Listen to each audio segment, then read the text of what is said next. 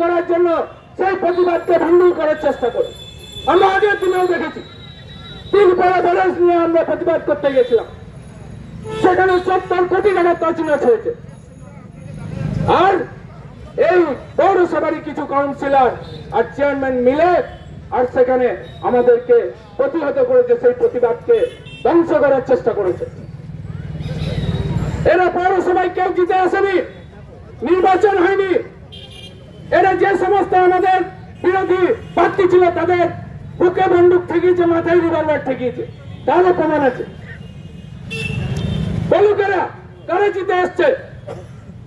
কিন্তু তা সত্ত্বেও এই পৌরসভায় লুট হচ্ছে প্রতিদিন। বেদর ওভারলোডিং গাড়ি এই শহরের মধ্যে দিয়ে ঢোকানো হচ্ছে। কেন?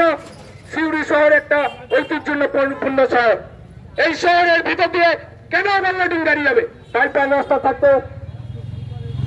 তার কারণ 3 জায়গায় এরা টোল ট্যাক্স নেয়। হাজেন বাজারের মুখে ঢোকার মুখে সেখানে টোল ট্যাক্স, বাস স্ট্যান্ডের মুখে টোল ট্যাক্স, আবার এইদিকে আপনি যাবেন আমাদের রবীন্দ্রপল্লী যে রেল ফোকো সেখানে টোল ট্যাক্স, বাইপাস। শুধু তাই নয়, এদের যে রুলিং যা নিয়ম আছে তার বহির্ভূত টাকা এরা ওই সমস্ত গাড়িওয়ালাদের কাছ থেকে নেয়। কেন নেওয়া হবে? সাধারণ মানুষের পরিষেবা কোথায়?